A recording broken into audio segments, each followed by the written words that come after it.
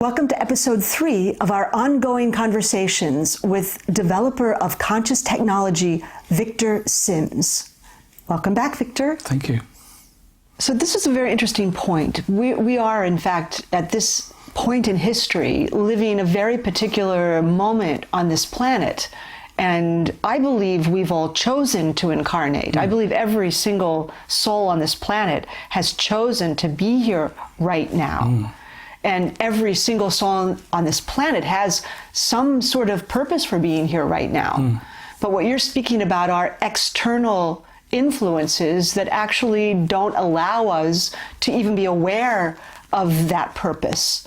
And you've gone through some of these diverse transmissions. So why don't we just speak about that a little bit? You were speaking about the television, for example. So the news.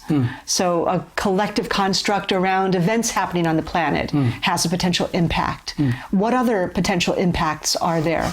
I think from, then this is just an intuitive thing. I don't know it to be true. I think that any form of transmission, i.e.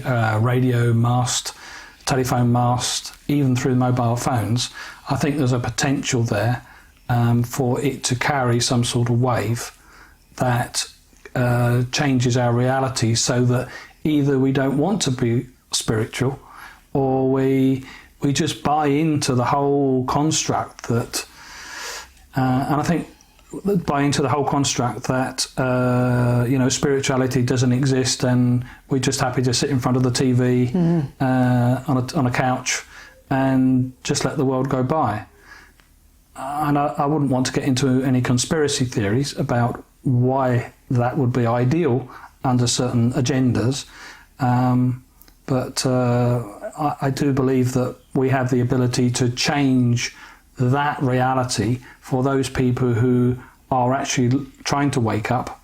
Maybe it's on their path to wake up at this time. It's on their higher selves or their soul's intention to wake up in this lifetime. Yeah, I think it's, as you say, that our soul is, we incarnate because we know what's going on, but at the same time, if we're nobbled in some way, it's a bit like nobbling a race in a horse race. If we're nobbled, we're nobbled.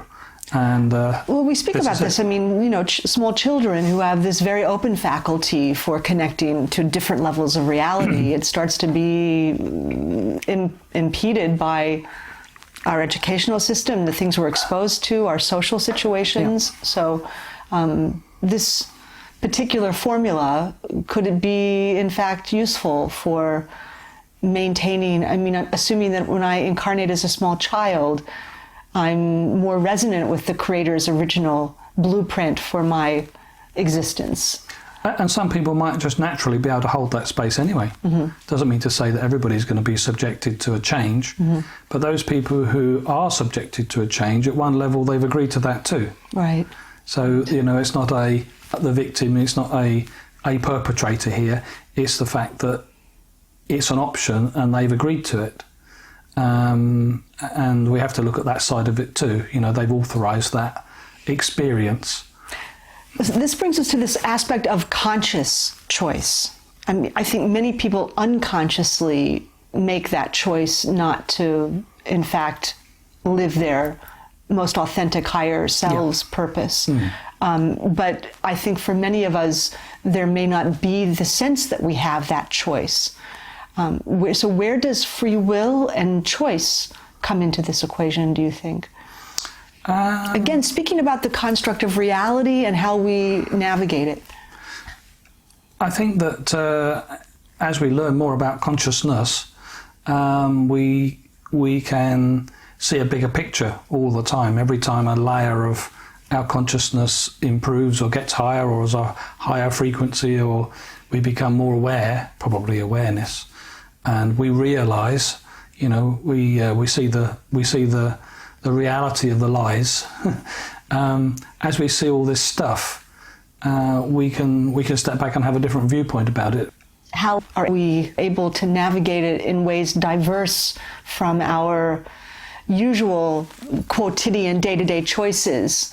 I don't know that we can make that many choices. We can choose to avoid things, and we can choose what toothpaste we use. But ultimately, our soul self, which I think controls the whole thing.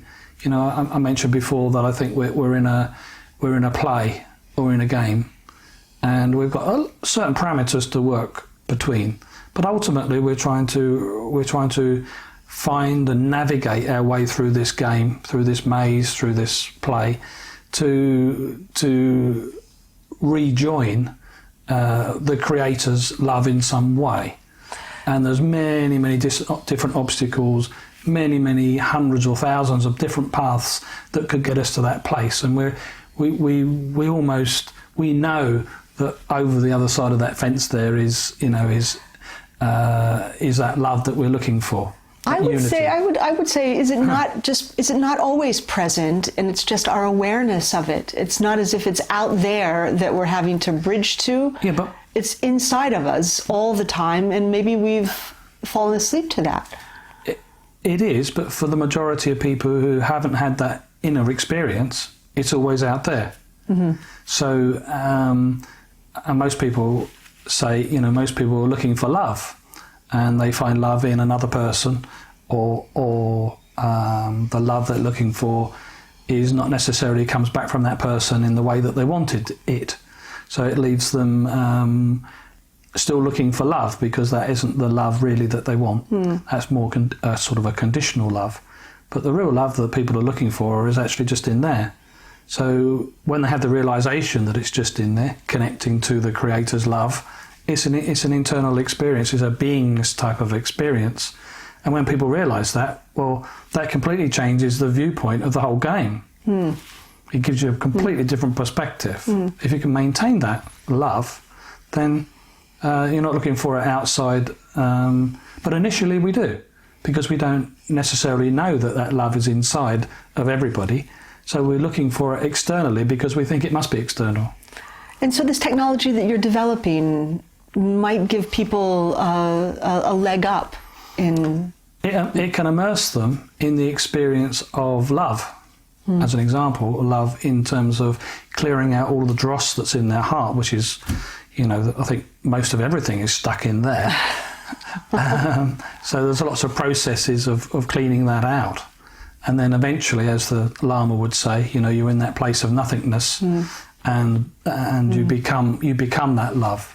But it's only because you've realised that love's inside and it's not an external thing. Okay, I think that's actually the beautiful place to wrap this up. Okay. So, yeah, thank you, Victor. Thank you very much. And thank you for joining us for this conversation with Victor Sims.